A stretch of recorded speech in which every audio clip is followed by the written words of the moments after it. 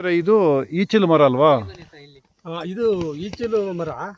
ಮೊದಲು ಮನೆಗಳನ್ನ ಗುಡಿಸೋದಕ್ಕೆ, ಸ್ವಚ್ಛ ಮಾಡೋದಕ್ಕೆ, ಹೊರಕೆ ಮಾಡೋದಕ್ಕೆ ಈ ಮರದ ರೆಕ್ಕೆಯನ್ನು ಬಳಸಿ ಇಡ್ಲು ಅಂತ ಕರಿತಿದ್ರು. ಕಸ ಗುಡಿಸೋ ಪೊರಕೆ ಇದನ್ನು ಮಾಡ್ತಾಯಿದ್ರು.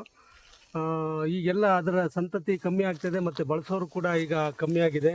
ಎಲ್ಲ ಫೈಬರ್ ಮತ್ತು ಪ್ಲಾಸ್ಟಿಕ್ಕಿಗೆ ಮೊರೆ ಹೋಗಿ ಇದರಿಂದ ಇದನ್ನು ಮಾಡೋರು ಕೂಡ ಕಮ್ಮಿ ಆಗಿದ್ದಾರೆ. ಇನ್ನೊಂದೇನು ಗೊತ್ತಾ, ನನಗೆ ಗೊತ್ತಿರೋ ಹಾಗೆ ತುಂಬ ವರ್ಷದ ಹಿಂದೆ ಈ ಬಣ್ಣ ಹೊಡೆಯೋಕ್ಕೆ ಬ್ರಷ್ಗಳು, ಹೌದು, ಮಟ್ಟಿನ ಮೊದಲು ಇದು ಮನೆ ಗುಡ್ಸೋಕ್ಕೆ ಇಡ್ಲು ಪರಕೆಯಾಗಿ ಉಪಯೋಗಿಸ್ತಿದ್ರು. ಅದನ್ನೇ ಕಟ್ ಮಾಡಿಬಿಟ್ಟು ಕುಚ್ಚಮಟ್ಟ ಅಂತ ಮಾಡೋರು. ಕುಚ್ಚಮಟ್ಟ ಅಂದ್ರೆ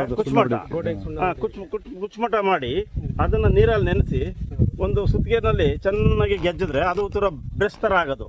ಆವಾಗ ಅದನ್ನ ತೊಳ್ಕೊಂಡ್ಬಿಟ್ಟು ಅದರಲ್ಲಿ ಸುಣ್ಣ ಬಣ್ಣ ಎಲ್ಲ ಮನೆಗೆ ಹೊಡಿತಿದ್ರು, ನನಗೆ ಗೊತ್ತಿರೋ ಹಾಗೆ. ಹಾಗಾಗಿ ಬಹಳ ಉಪಯೋಗಕಾರವಾದಂಥ ಇದು ಏನು ಚೇಣಿ ಅಂತ ಹೇಳ್ತಾರೆ ಇದನ್ನ.